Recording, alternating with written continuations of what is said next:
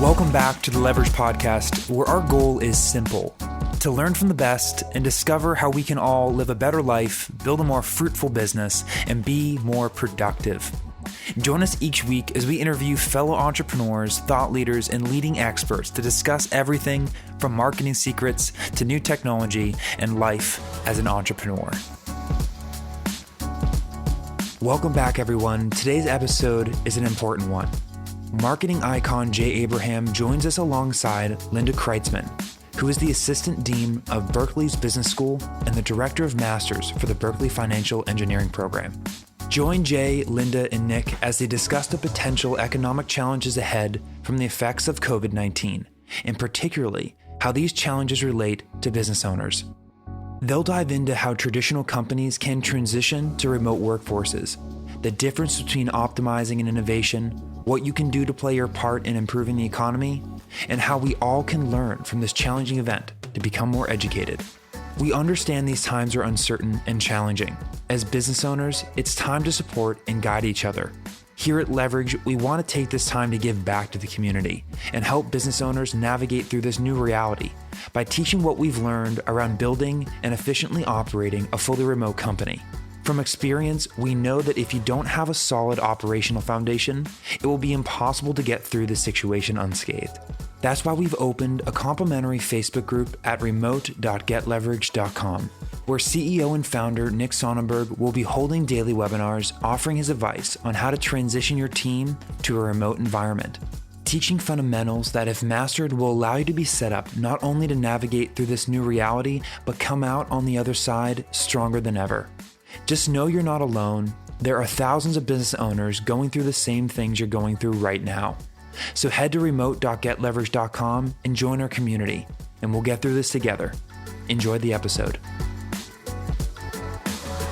Welcome back to the Leverage Podcast. Today is a unique podcast episode. I am moderating a conversation between two people I highly respect and trust and admire. And I've been wanting to introduce these two people for a long time. And then I thought, in the spirit of being efficient, why don't we do it over a podcast to kill two birds with one stone? And with everything going on in the world right now with the coronavirus and all the craziness, I wanted to bring them together to hear their interpretation of things to be thinking about and what their thoughts are on the state of the world. So the guest I have today is the one and only Jay Abraham, who's been on the podcast many times before. Jay is, most of you probably know who Jay is. He's an icon in the marketing and business strategy space, but I know Jay as a advisor, mentor, friend, and I really admire Jay, and I've learned a tremendous amount. And he is a brilliant thinker and sees things that most don't see. So I'm curious in this conversation to know what he's seeing and what maybe other people aren't seeing. The other person on the podcast right now is Linda Kreitzman, who's like a second mother to me. She's the Assistant Dean of Berkeley's Business School, Haas. She is the program director, executive director of the Masters in Financial Engineering program, which I did about 13 years ago now. And you took care of me there and made sure I got a job and babied me through. One of the smartest people I know. How old were you when you got your PhD? 20? Young. Okay. 19 or 20 when she got her PhD in economics. So I thought in particular, it'd be interesting to hear Linda's perspective on what's happening and the impact. So anyways, welcome both to the show today. Thank you. Thank you. I'll just open it up. What the hell do you guys think is going on here? Obviously the fear that everyone has, and as an economist, I think clearly we are a global economy with products that, have different parts or components that are manufactured in different countries. Everybody gives the example of Apple with a complex supply chain. The complex parts are made in the US, then sent to China for, to be assembled and sent back to different countries. So obviously, if any production is halted, it's going to create big issues in the economy. So, what's the difference between the subprime crisis in 2007 and then this, economic crisis? So we had a financial crisis. We're now going to have an economic crisis. What does that mean? In 2007, the banks had invested a lot of money in the subprime loans.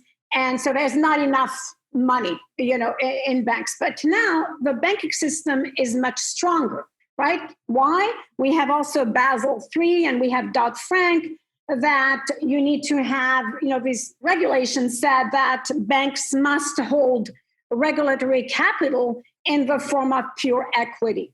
So the problem in here that we have is that if firms, and you heard it, there are restaurants that are closing, there's a social distancing. And so what happens? We're going to have a supply problem first, but also a demand problem, which means that not enough income in the economy. We're going to have a global economic crisis if things go the way we see that. And there is more fear in the economy. People stay at home. They are spending now because what are they spending on? Only food, right? I just went to Safeway, was looking for something that went and couldn't find anything. So that's, the big problem in here is, the global economic crisis. And the repercussions are going to be fewer jobs, etc. Big problem. So 2007-8 financial crisis. When was the last time we've experienced what you're calling an economic crisis? We had it probably way in 1970, we've had some sort, but the economic crisis in 2008, the crisis in 2008 didn't last for a very long time. Things were back, it was a few months. Now we don't know if it's going to be a year or 2 years. It might be a much longer. But remember, whenever there is a crisis, some companies are going to do better than others. It doesn't mean that all the companies are going to be, you're going to see a big boost in education, and it's time. And you know what? The country is going to wake up. It's time to offer an education online. I used to think that it would be the next 5 years. You're going to see it in the next few months. Jay, what are your thoughts on financial? Well, I very much enjoyed what you just said, Linda. I've done a lot of thinking in the last few months about exponentiality, if that word exists, both ways, up and down. And I think what's going to happen are the majority of our economy is really driven by small, medium, little entrepreneurs, professionals. And I think you're going to see right this moment, there's attitudinal paralysis because they're sort of don't know what to expect. But I think you're going to see it'll start with anything that's probably discretionary that doesn't have to be purchased, won't be, because people are going to be afraid. And I think it's going to take a negative exponential, if that makes sense. You guys are the mathematicians, effect. And I think it is going to be very debilitating. My work with small, medium companies, most of them don't have very strong capital bases. Most of them, it's funny, I was watching, and I don't want to be critical, but I said something to Christy. I was watching the news conference where they said, hey, we're going to help all these small entrepreneurs and let them take a credit on their tax payments. But that presupposes they have cash flow, doesn't it? And the big ones, okay, arguably, but the little ones, they're a different extension of the statement that most, something like half of the Americans have enough cash in the bank for a month and a half of lifestyle. I think that's probably as true for small, medium entrepreneurs. And I think that the domino effect could be very profound. But I think that in order to minimize, you're not going to minimize, to mitigate, to manage, to at least diminish it, you're going to have to think very differently. And I don't know, Linda, if you agree with that or not.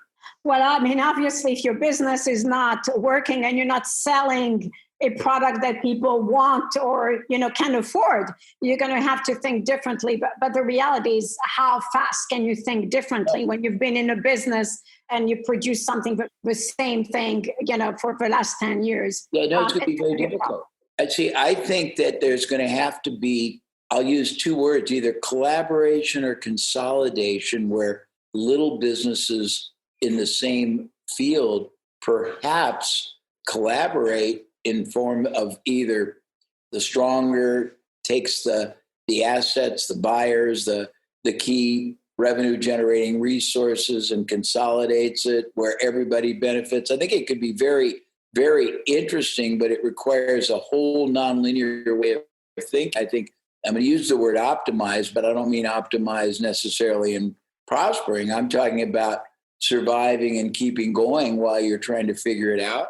Well, I mean, at the same time, the demand is very important, as you know. So it all depends on the behavior of the consumers. Can you do your part as well? I like to say, I was teaching a class years ago, and we were talking about an impending crisis, but, it wasn't going to happen. And it was way before, 2007 and 2008.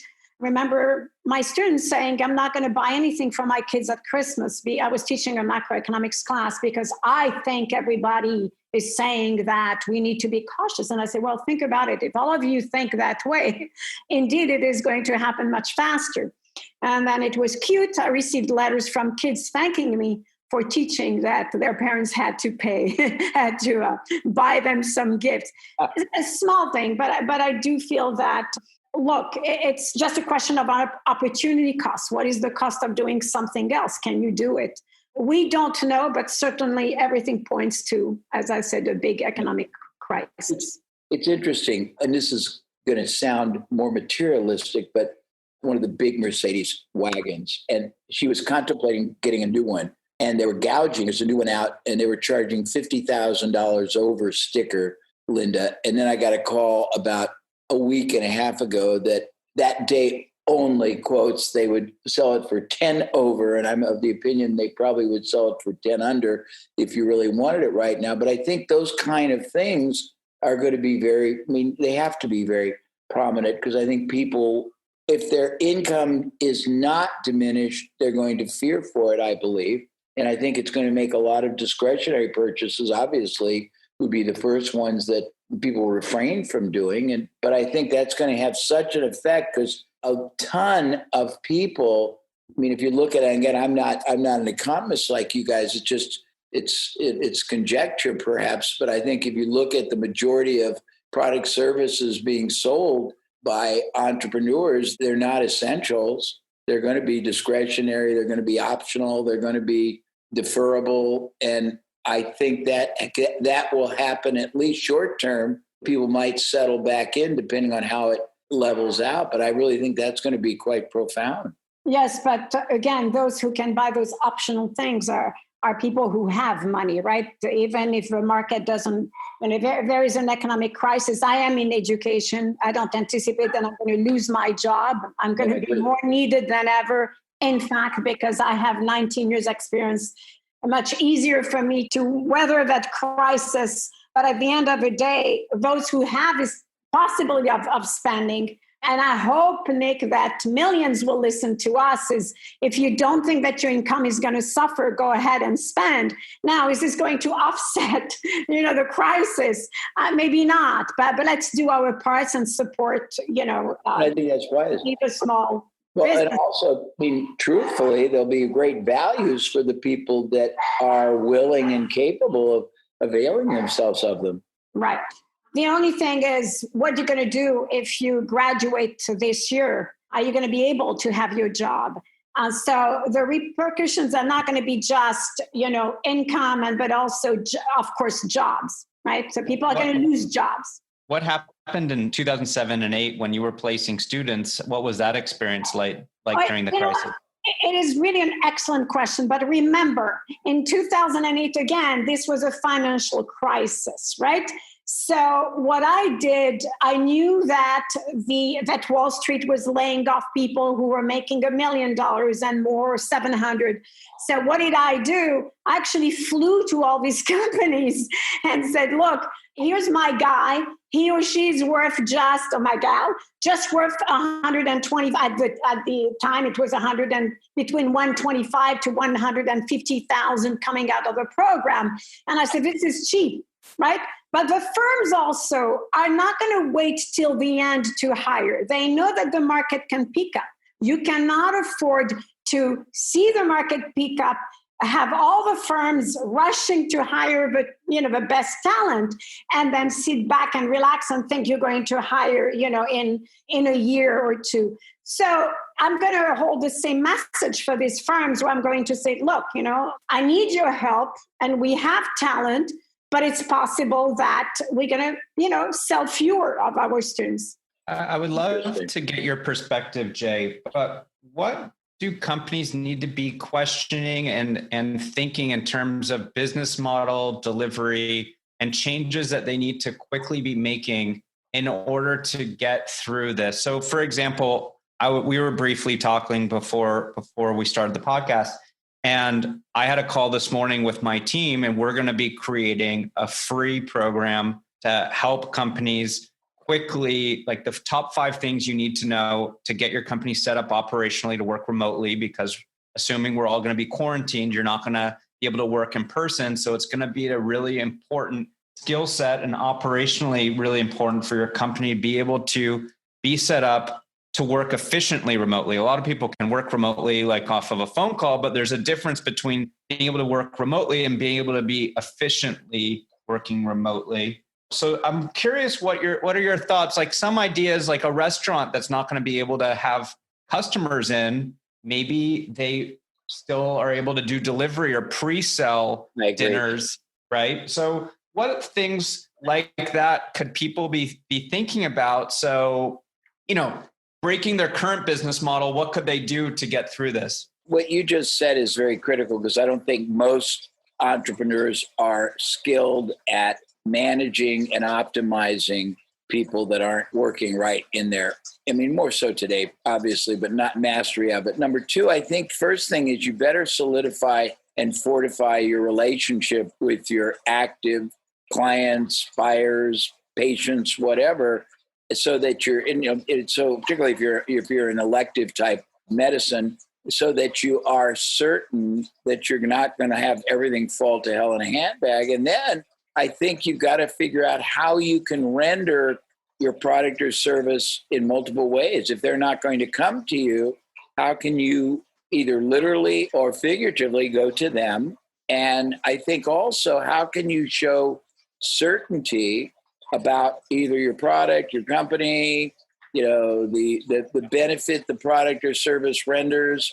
And I think that's very essential. And then I think one thing that most people don't really do very, very well in good times, and I think it's probably very valuable to do it in these kind of times, is expand the contribution value you create beyond just the implication of your product or service.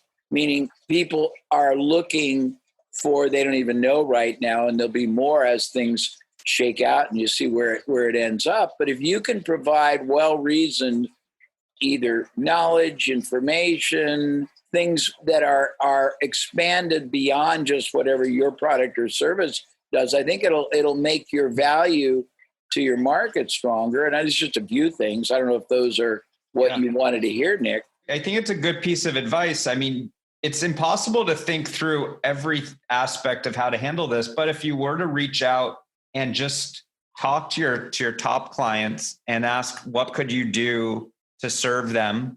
Maybe some answers will come just from that interaction with the clients too. I believe it's very important to try to understand, appreciate, really grasp empathically what somebody's life is like in terms of just dealing with them for your product or service. But today, the more you understand how they are living this life, this reality, this, whatever you want to call it, crisis, or the dynamics that are occurring, the more I think they will appreciate and want to still have a connection to you, if at all possible. I've been really focused on working remote and setting companies up to use systems and tools in productive ways, but it's not just internally that you have to be set up for remote. I think this is going to highlight the importance of being able to deliver your product or service in a remote way as well. Right. Actually, I'd like to say something, and I like, Jay, that you said it's important to fortify the relationship with your clients. What I will say is this: if a firm hasn't run some scenarios, right, because we've had fires, we've had a lot of things in Australia and the US, Greece, other parts of the world, I think firms have to really run scenarios and think, what if something happens? How will we act as opposed to react? So reactive is very dangerous in here. The second is if you're a restaurant, yes, to say, look, we are wearing gloves. We are cautious. We'll drop, the food at your door. We will call you. If you don't change your message now, this is going to be very difficult for restaurants, for instance, to be in business. But one thing that I will say is that if firms haven't developed already ways for their employees to work from home, which is really what the millennials and the next generation want, it's going to be very difficult. If anything, they should call Nick immediately. And I mean it. I'm not here to advertise your business, Nick. We are grateful that we call for Nick to come and help us. And it's interesting. We are really fully ready to do this online. Yet it is not seemingly, seamlessly, easy. You still have adaptation. And how do you get your students who are adapted? You're not going to get all the students on the same level of technology. In fact, Harvard has issues now because they also have those who don't have, who are low-income students, don't have the same tablets or laptops that others have. Big unfair system in the US, and that is what is being shown. So the advantage of Berkeley over Harvard is Berkeley has hired me to consult. Absolutely. I love it. We obviously did it, and there was no conflict of interest. We made it clear in here. We are fully ready. It is incredible how being ready removes the anxiety that all the firms have.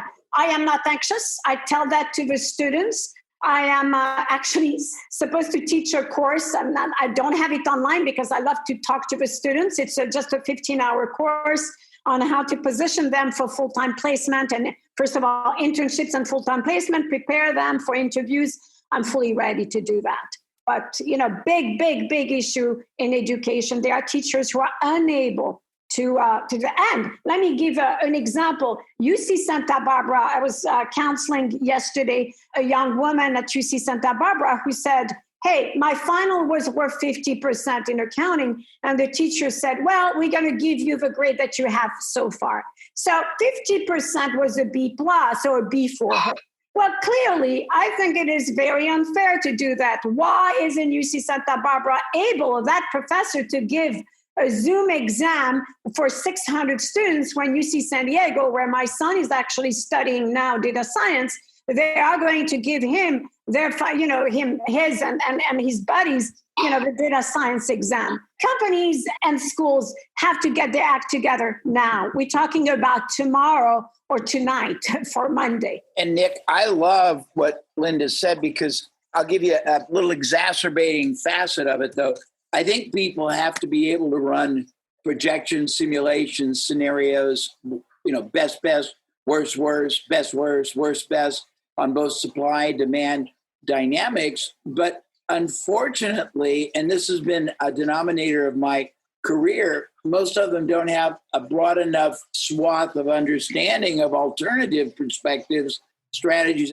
They have to travel outside of their reference base to see different combinations and hypotheses and hybrids that they can create to try to figure out strategic solutions. And I think it's going to cause them to have to stretch themselves. But I agree, when you understand probability and outcome and what, and you have strategic, proactive response, almost sounds wrong. It sounds reactive, but the ability to take action that is optimal for different probable outcomes, I think you're much more, even you're not happy, but you're also not a neurotic wreck. You just have prepared for it. One of the things that we study a lot in the Master's in Financial Engineering program is risk, and how do you quantify risk and think about risk in a very, very deep way. And what we're talking about right now is really what you would identify as a black swan event, right? Right. This is something that is not what a normal model would be accounting for. It's what you would call it's a tail event, what we're experiencing, which is extremely difficult to prepare for. But it starts getting me thinking, being an ex-trader, it starts getting me thinking, what are the opportunities? What should be outperforming, underperforming? It also starts getting me to think there should be a strategy that's just that we're all thinking about that's just on ice. And that's, if there's a crisis, what are the things that you would want to do, invest or not invest or reallocate?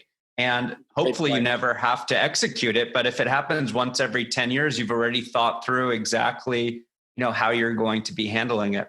I like that. I think also, playing off what you're saying, there might be really interesting opportunities for entrepreneurs or aspiring ones to gain control of certain businesses or categories of business, niches that the current owners don't really have the foresight or the proaction to really optimize. And that could be very interesting. I mean, you're obviously always adversity is opportunity for someone, and you don't want to amorally exploit adversity, but there will be winners and losers. And if you're adding value and contributing and benefiting, the market, society in adversity, there's nothing wrong, I think, with being rewarded for it.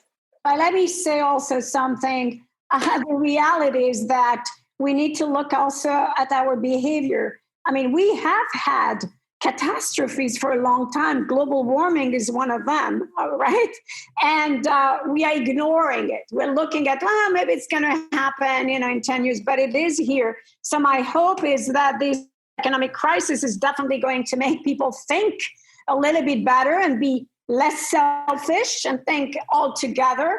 But it is also important, I think, as a business to always look at what you are doing. And if you're making money, not just to think that you're going to continue to make money, which, by the way, was exactly what happened with the subprime. People bought homes that they could not afford. They thought, hey, my income is this. But the rule is you shouldn't buy a home that is, cost, more than 30% of the mortgage should be just 30% of what you bring per month, right? But people didn't listen. So all of us, obviously, Nick and I and you, Jim, we in finance, we understand risk. We're not going to make mistakes, right? We are ready. We can weather that crisis, but how many can weather it? That's, this is, and when Trump says, well, I'm just going to pay, or look, we cannot just print money. Okay. This is not going to work. No, I agree. It's interesting. So when you take all that we're saying and you roll it all up, what do you think the distillate of all this is, Nick? What's the bottom line, if there is a bottom line in what we're trying to say? I think that the bottom line is that things are for sure going to change. It's not a matter of whether, it is or it isn't. I think it's 100% going to change. And I think the bottom line that I'm hearing from all of this is you need to rethink your business model in every facet of how you're running and operating and delivering your service or product in order to minimize the impact of this thing. So I think you have to rethink, how do you operate internally? I think you need to have a remote strategy there. I think you need to reevaluate how you deliver the product or service and think about remote ways of doing that. Linda's already doing it with having classes at Berkeley be remote. I know we were talking the other day about some of your programs like the Breakers and others, where maybe those will be, you'll offer some maybe group, right? Group. No, we've already made that decision. You're right. Yeah. So that's an example of not just internally going remote, but externally going remote. And then I think beyond that, you have to, I think cash flow is going to be a serious concern here. So pre-selling as much as possible, especially if you are a physical store, pre-selling, I think, or any other strategy to generate immediate cash flow to weather through this really the eye of the storm, I think is another critical thing. And just flip your business model on its head and reevaluate any assumptions or ways that you used to do things. I would stress test and reevaluate and rethink, are there opportunities to do things that we've done for the last 20 years? Is there an opportunity to rethink how we do it going forward? I think that it was going to come no matter what, but this is kind of like ripping the Band-Aid to have these thoughts. I think you made some really wonderful points there. And I would also add, if I may please, that I think you got to figure as many ways as you can make continuing to do business with your company, your enterprise, easy for the other side. Might be you have to give them different terms. We've been looking at programs where payment is deferred for 2 or 3 months because the world's not going to collapse forever, no matter what happens. Also, I would really encourage people in this concept of thinking differently to not get paralyzed by too many options, but definitely expand your awareness of options. And you can't do it if you don't travel, as I said earlier, outside of just your reference base, your industry, and see how other people are thinking, and give yourself the ability and the permission to make well-reasoned, as Linda said, scenario-based decisions and be prepared for different possibilities. There is potentially a silver lining with all of this. And I think that there are opportunities to take advantage of here, not just opportunities to make a profit or revenue, but use this as an opportunity. A lot of companies are so focused on short-term revenue optimization. Yeah. This is a great time to pay back what I like to call operational debt. If you can't do business as you are used to doing business, and you say you're doing live events and those are getting canceled. Well, all this extra time right now, go back and clean up your internal systems and processes. Try to get set up for remote, set up tools like Slack or Asana, or document your core processes or automate your core processes. All of this, in software development, you have the concept of technical debt, which is basically, every, say, year, you're going to have to almost rebuild the whole code base because things have changed. And at some point, if you keep building off of something, it just gets too complex, and they call it spaghetti code, and you have to scrap it and redo it. But you have the same thing. You just don't hear about it on the operations, and you have debt on your operations. And this is a great time, if you can afford it, to pay back your operational debt, as well as educate yourself. If you have to lock yourself in quarantine and you can't be interacting face-to-face with customers, you could be learning skills. You could be, good point. You could be using this time to sharpen your own toolbox, go back to school, listen to some of Jay's programs. You have great content there that now you have much more opportunity to spend the time to learn, set yourself up for success.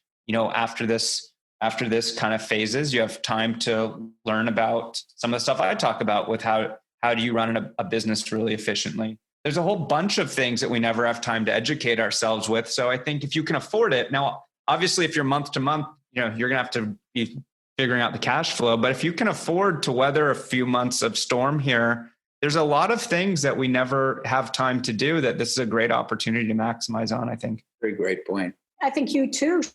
More podcasts and allow people to call you how to weather their storm in their business. Yeah. You should be doing this, and it's a good time also to help and do it and propose some solutions. Well, like I said, with my team, we've agreed that we're going to put out free content. We're going to be doing Facebook Lives in a public Facebook group, helping anyone that needs help getting their company set up to become remote. Or if you're already remote, how to be more efficient remote. So that's what we're going to be contributing. We've touched on it a bit, but what are some of the side effects, second, third, fourth order effects, both in businesses and economically, that we may expect to happen in 3 months, 6 months, year, 3 years? What are some of the side effects that you guys could foresee happening from this event? I mean, are we talking about the negative side effects or the positive are going to be negative? Well, both.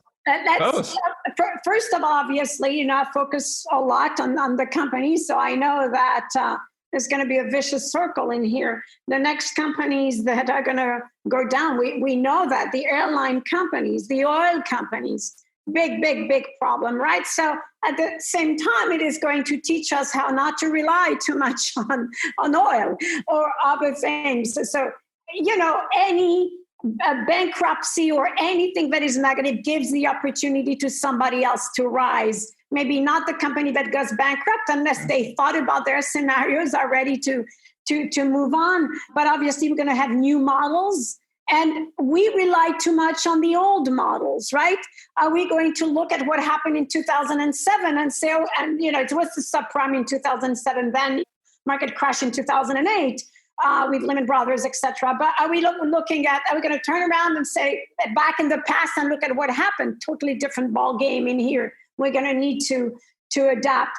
And one thing that you said, which was very important, you said maybe it's time to go back to school, but how many information is queen and king? And unfortunately, this is my field, and I'm not sure people know where to go and seek. What type of education do you seek at the time when you have data science and AI that are so predominant? So, do we have enough people who can advise folks, okay, take a year off, do this? I'm not sure if people are going to be that well educated. So the side effect is going to be a huge inequality if you are not well educated, in the sense, well informed. It's time to be informed, to read extensively. Do you think that this exacerbates the distribution of wealth in the US? Absolutely. That the rich are going to get exponentially more rich versus the poor? Look, and Amazon is going to benefit from it. Google is ready. You work from home, not a problem. They have that productivity. You're going to have a productivity issue. Look, there are schools that close. Parents have their kids. They cannot have somebody else. Be realistic in here. If I had to take care of my kids are older, my son at school is 21, the other one is older. So if I had a 2 and a 4-year-old, I'm not going to be as productive. Big productivity level issue in the world. My strategy is just to try to get it as soon as possible while there's hospital beds. That's what I'm optimizing for. Absolutely. Just joking.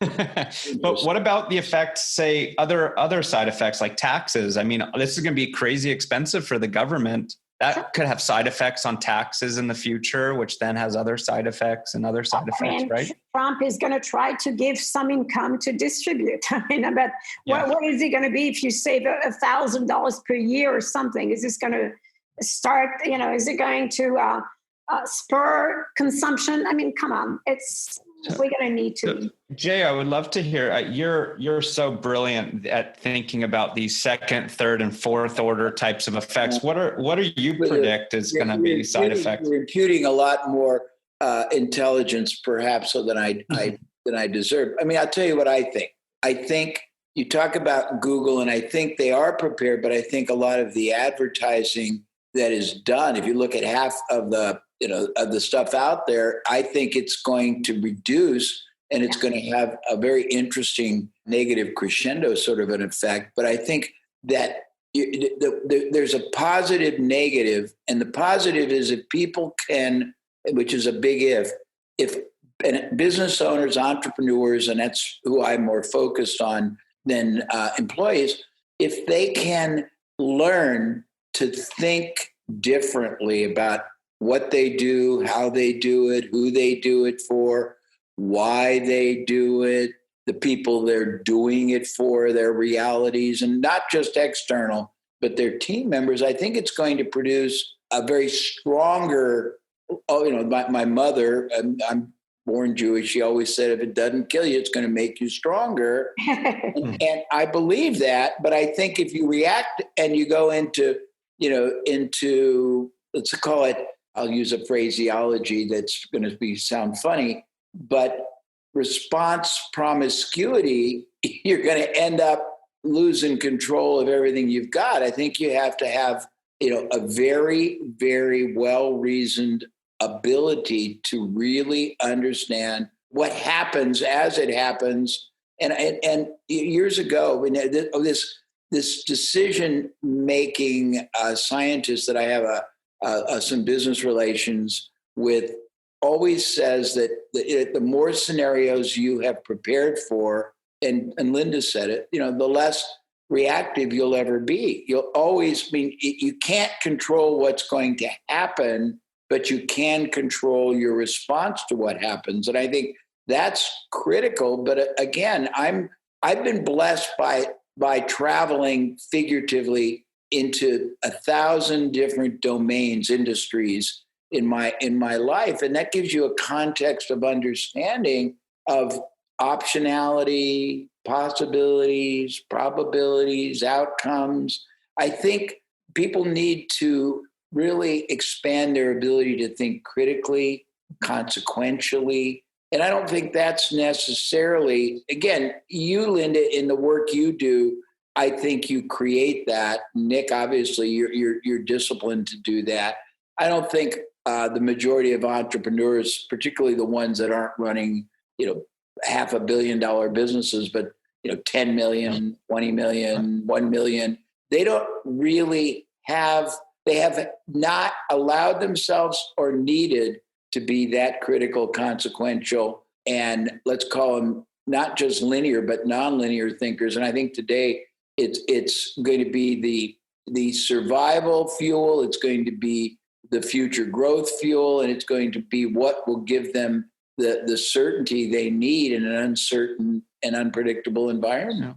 There's one word that we haven't used, but it goes for, diversification of where you put your money. You need to diversify your businesses as well. Yeah, very good. Your business, you always should have almost 2 jobs. I love that. If one doesn't work, what else? So even if you just develop a second job on a part-time basis, just do it and do it for a few hours. But it's important to diversify, and we don't do it enough. We invest too much in what we do. Sometimes it's the one thing. But I will tell you, we are going to have a new model, educational as well, and perhaps we should start building more schools. It is likely that we will have more babies coming. Yes. Unless someone is going to say, I'm going to take the pill. I can't afford to have children at this time. I'm stressed out. But also develop the online education for children as though almost like a homeschool option. This is what I would do now, and teach, skill set. We focus too much on just teaching, Python to kids at age 6, teach them how to think and make them small entrepreneurs. That is I love that. And Nick, I think that one of the things I always fear, and it's worse, I think, than ever, because there's such a plentitude, if that word, or just such a vast array of information out there, but information isn't always knowledge or wisdom. And I think that people are going to have to learn how to discriminate better on who they turn to, trust to gain this knowledge, and whether it's expertise or depth of understanding. And I think that's, if you're not able to discriminate who you turn to, trust, who you make your input factor, I think you're going to be in a lot of trouble. Maybe everybody should have a small board, people that they can be asking ideas, not have, even if you're small mom and pop drugstore, have people and say your clients, hey, what I meet with them at times, buy them a drink and just ask, and just don't do your work by yourself all the time. We need each other. That's it. Yeah. That's beautiful. For sure. Having your own board of directors. It's funny that you said the baby boom, because Jay and I were just speaking 2 nights ago, and I was saying to him, if I were going to invest in anything, I'd invest in companies that produce baby diapers, because I would expect, with everyone staying at home in this quarantine, there's going to be a surge of babies. And then that led to us having a longer discussion around side effects. And the trader in me was coming out, and I was saying to Jay, I think companies set up for remote should outperform companies not. And then the light bulb went off where I'm like, Jay is probably the world's highest level business strategist, consultant, mentor, marketing guru. And he's worked with some of the most famous high level people in the world. But I was saying to Jay, with his brain and the way he thinks, he would have a lot of fun if he had a client in the hedge fund space as a client. That's why originally I was like, oh, you guys should connect. And now that's what led to this podcast. Actually, I'd like to have a question for you, Nick, because we know that the finance companies have lost an enormous amount of money, the prop trading firms, all of the big hedge funds, asset management firms, huge amount of money. What do you tell them? What do you advise them?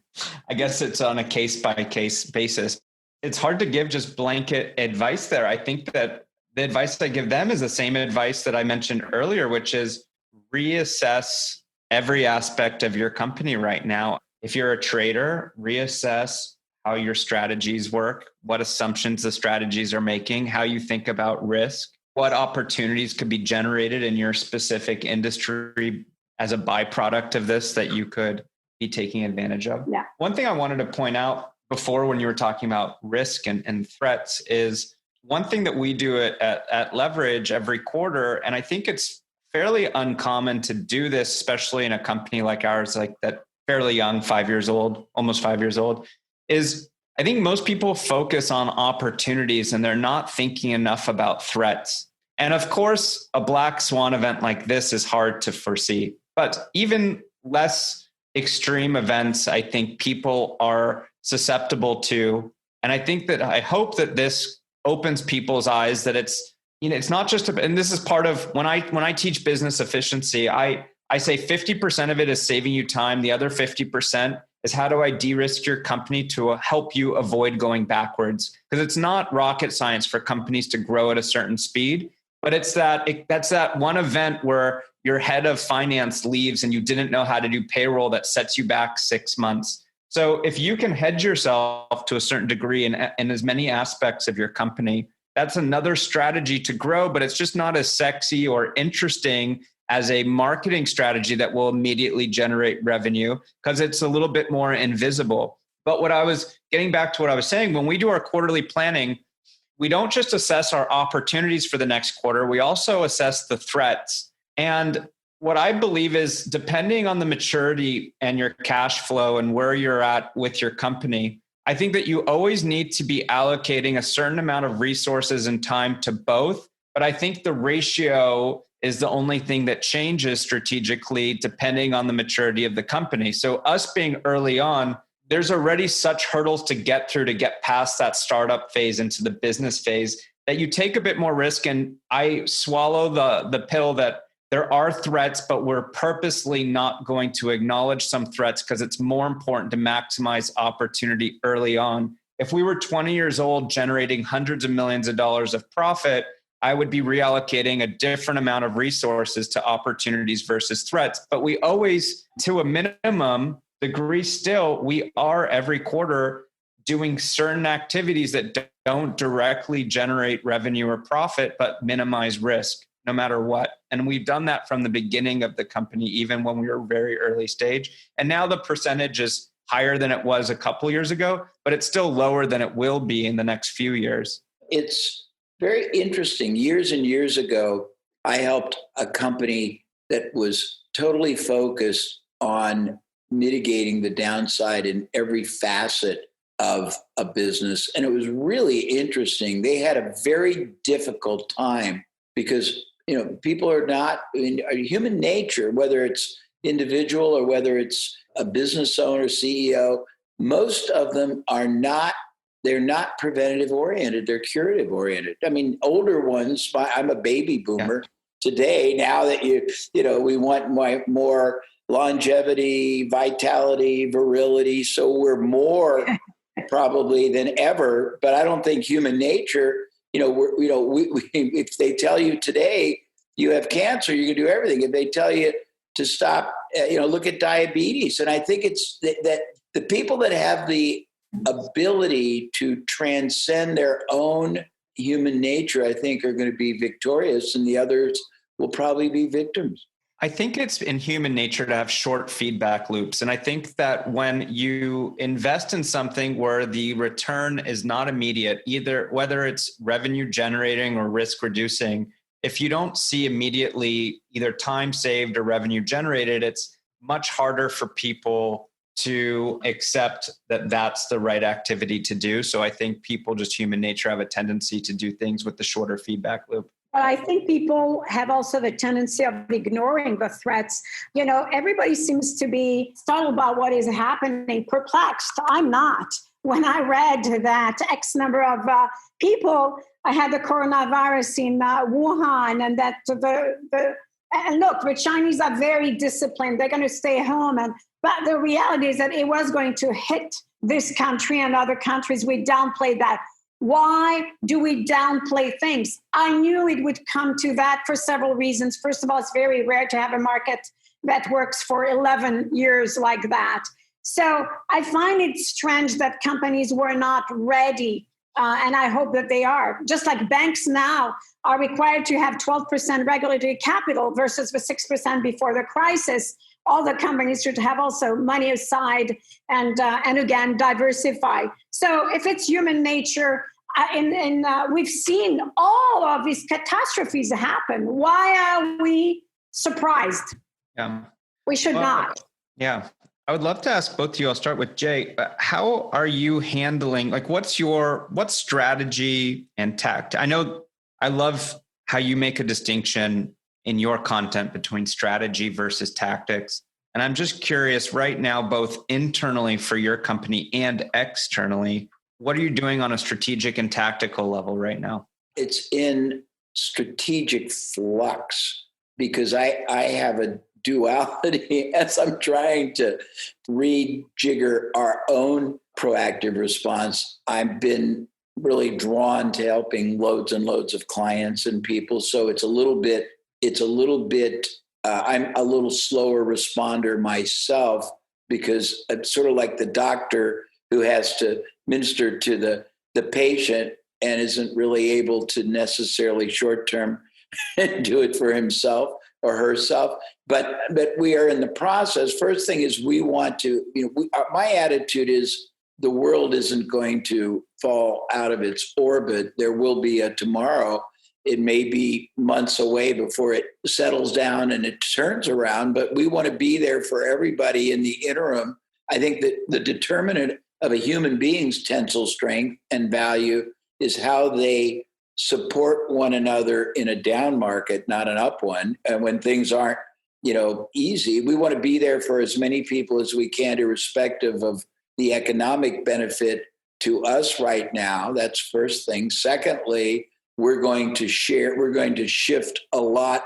Most of what I have done most of my life is teaching people first and foremost how to multiply and maximize what they're doing or what they're not doing. We are going to do more of that. And Linda, you nailed it, because people in the process of thinking differently, I've said this before, you figure out what else people buy before, during, after, instead.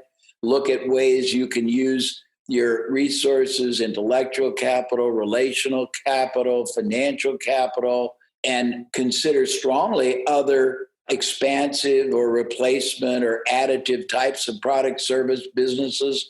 And we're going to be spending much more time doing that and trying to help people really dramatically expand their paradigm, the way they think about everything, and the opportunities and the actions and the attitudes that they start really utilizing. And I know it's an abstract response, but that's what we're going to be doing. For me, going to be first, I'm going to calm down. I never panic. Panic doesn't help. I'm going to be available to my students literally day and night. I'll still sleep a little bit. But here's what I'm going to do. I'm going to increase the productivity of my team and my own productivity. And that's going to be important, because we're going to do a lot more than what we were doing. So it's a learning also process as well. The last thing I'm going to do is two things. I'm going to learn where all the jobs are, because they're not going to disappear. Where am I going to be able to place my students? The last thing I'm going to do, I'm going to beg those with whom I have worked for 19 years. I believe that networking is extremely important. I have served Wall Street and all the other firms around the world. So if you're listening to me, because I'm going to be sending this to you, I am begging you to give me jobs, to give me projects for my students to do. You cannot drop me, because I have served you for 19 years. and I am going to do this, which is what I did in 2008. I made them feel very bad, because for years I helped them. So it's not begging, but I'm going to do all I can. And it's very hard, because I'm very close to my students. So I feel a sense of, failing somebody if I don't give them all what they deserve, because they are smart, kind, and I have a new class coming. So, but I came to Haas in 2000. I had to place students in October 2001. And then there was the crisis in 2007, 2008. I am an expert at crisis. Let's hope that I can fix that one as well. But I'm ready for you. Crisis. Well, you placed me in 2007 when I graduated. So let me just plug the program for you really quick, because the program now has evolved. When I graduated, it was really hedge funds and banks that you would get jobs out of that program. And just to give some context, the Berkeley Masters in Financial Engineering program, it's at least when I did, it was about a third of people had PhDs, about 70 people in the program. Is it still about that distribution, highly quantitative? So it's interesting whether you look at the CMU program or NYU, much younger population, fewer PhDs, but some with masters. Yeah. So the distribution is a bit more undergrad students coming. But you're right, there is a shift because now it is impossible to separate finance from data science and machine learning. So we also serve companies such as Google, Facebook for data scientist roles. I think students have to look at the new companies. But even a company like Leverage, there's so much data science and machine learning and quantitative analysis that we're doing. And right now I'm the bottleneck because I'm the only one doing this type of stuff. But I think that you will see by predicting it that even beyond Uber and Google or finance, you'll start seeing in other types of businesses people going. I'm upset to hear that I'm not the youngest that you guys ever had. No, I meant they're younger. They're younger than the class of 2002. When I went and I graduated college a bit early, so I was very young compared to normal. But I think now it's more common to have young people in there. Yeah, not common. I mean, we have maybe one or two. I mean, you were, the youngest at the time. And that being said, students have to also look at new companies such as Leverage. So I guess that I will be begging you soon. The second is, Unison. There are firms in real estate. The world is models are changing. Don't get stuck at looking at just Goldman or other firms, which are great firms as well. Diversify and don't pay attention to the money that you're going to make as long as you can survive. The average salary, at least last I looked, was what, $150,000 or so? No, a little bit more, 160. I'm actually like to. So starting average salary out, and the program. What's the ranking now of the program? Well, we ranked first by the financial engineer. We have another ranking by QuantNet, but I don't think that they understood us. Okay. So if I want to be respectful of your time, this was really a pleasure to speak to both of you and really efficient because now I've connected you guys and we've had a really lovely conversation. So Linda, I guess people, if they want to learn more about Berkeley, they could go to haas.berkeley.edu for the MFE program. Or since I'm going to be working a little bit from home, they can call me for 152-980-990. Pacific Standard Time, please. And Jay, where could people find out more about everything that you're doing and how you could be helpful? They can go to abraham.com, which is basically, it's got enormous amount of really valuable content that I think we might ask for an opt-in now. We didn't even used to, but we don't sell much of anything on it. We gift really meaningful, rich, and relevant type things that will help any entrepreneur. And they're not currently forged for today, this moment, but they're very universal. And I think they will help them expand and realign their thinking. But I want to make a little preemptive statement to both of you. I always am humbled when I'm able to be in a discussion with people who think differently and more elevated. This was very stimulating to me, and I really appreciate both of you. Thank you. Well, thank you for joining. I had a feeling that this was going to be just a really fun conversation. So thank you both for your time today. For you listeners, stay safe, and let's all get past this craziness and try to find the opportunity in this moment. So thank you both.